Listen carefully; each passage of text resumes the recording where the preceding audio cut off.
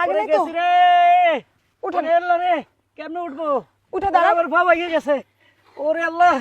কি বলছেন ওরে আল্লাহ রে আমার পাও নাই আমার এই হাঁটু ভেঙে গেছে চলেন আপনাকে হাসপাতালে নিয়ে যাই হাসপাতালে যা কি হবে আমার পাও ভেঙে গেছে আমার পৃথিবীতে আর কেউ রইলো না কেউ রইলো না মানে আমি এখনো বিয়ে শাদী করি নাই আমার পাও ভেঙে গেছে কে আমাকে বিয়ে করবে 10 দিন পরে আমার বিয়ে ঠিক হয়ে আছে এখন তো কেউ আমার মেয়ে দিয়ে দিব না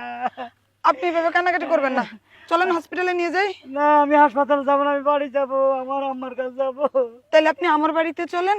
আমি একটা ব্যবস্থা করব আবার একটা কথা বলি বলেন আমার বিয়ে শাদী এমনি তো হয় না মোটামুটি আমার বয়স হয়েছে একটা মেয়েকে রাজি করাইছে ওই মেয়েটারও বয়স হয়েছে সে বলছে আমি সুস্থ থাকলে আমাকে বিয়ে করব এখন তো আমার পাও ভেঙে গেছে ওই মেয়েও আমার বিয়ে করবে না আমার কি হবে আপা আপনার যদি খুব বেশি সমস্যা না হয় তাহলে আমি আপনাকে বিয়ে করতে পারি আপনি বিয়ে করবেন আপা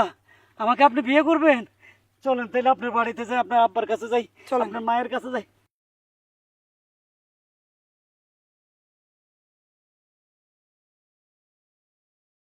বাবা বাবা কি রে মা ও বাবা এই অবস্থা কি করে হয়েছে উনি কে এই ভদ্রলোককে আমি চিনি না কিন্তু এই ভদ্রলোক যদি আজকে না থাকতো তুমি আর তোমার মেয়েকে জীবিত দেখতা না মানে এটা কি কসমা কি হয়েছে আমি রাস্তায় দিয়ে যখন আসছিলাম পিছন দিয়ে একটা বাইক আমাকে এমন ভাবে জোরে ধাক্কা দিতে আসছে যে আজকে আমি ওখানেই শেষ হয়ে যেতাম কিন্তু এই ভদ্রলোক ফেরেস্তার মতো এসে আমাকে বাঁচিয়ে নিল কিন্তু আমাকে বাঁচাতে গিয়ে অ্যাক্সিডেন্টে ওনার একটা পা খোড়া হয়ে গেছে ইস রে বাবা তুমি আমার মায়ের জন্য যা করছো কেউ এরকম করবো না তো তোমার আমি চিকিৎসা করার ব্যবস্থা করতেছি বাবা আরেকটা কথা 10 দিন পরে ওনার বিয়ে ঠিক করা ছিল ওনার বাবা মা ভাই বোন আত্মীয় স্বজন কেউ নেই অনেক কষ্টে একটা বিয়ে ঠিক করেছিল এই পা ভাঙার কারণে ওনার সেই বিয়েটাও নাকি ভেঙে গেছে উনি বলছে ওনাকে আর বিয়ে করবে না আমি ওনাকে প্রতিশ্রুতি দিয়েছি আমি ওনাকে বিয়ে করব কি তুই বিয়ে করবি মা তুই এই সিদ্ধান্ত নিতেছস ভাইবা নিতেছস কিনা একটা পঙ্গুর সাথে তুই সংসার করতে পারবি বাবা এখন তুমি যাকে পঙ্গু বলছো সে না থাকলে তো আমি মরেই যেতাম একেবারে মরে যাওয়ার চেয়ে একজনকে বিয়ে করে সংসার করা তার দায়িত্ব নেওয়াটা ভালো নয় কি ঠিক আছে মা তোর যখন মত আছে আমি বাবা হিসেবে আর বাধা দেব না আমি ওনার কাছেই তোরে তুলে দিব এই হারিন এই কি রে পণ্ডিত হ্যাঁ ও পা ভাঙে নাই পা ভাঙে অ্যাক্টিং করতেছে আর ওদিক দিয়ে মোটরসাইকেল ওলা আমার পাগলের মতন ভাড়া করতেছে টেয়া দেশ টাকা সাইকেল যা এই এক মিনিট সাইকেল যা আপনি তো মনে হয় আমাকে বাইক দিয়ে ধাক্কা দিচ্ছিলেন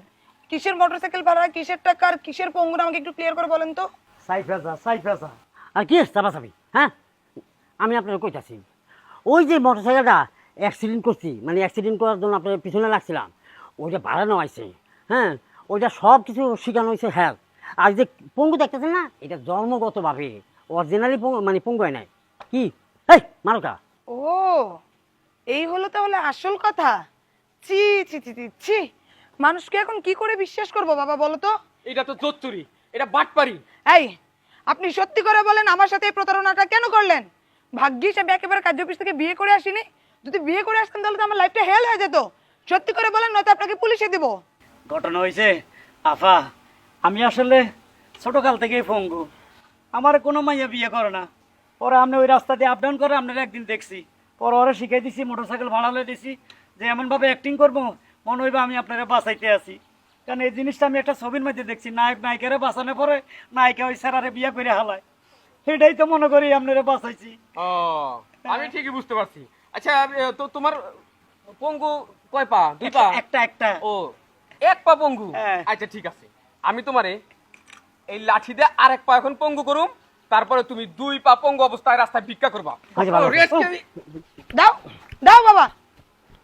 কত বড় বাটপার জোচ্চোর চিটিংবাজ ছি ছি ছি ছি ছি, ছি মারে একটা জিনিস চিন্তা করছস এই দুনিয়ায় কত রকমের বাটপার থাকে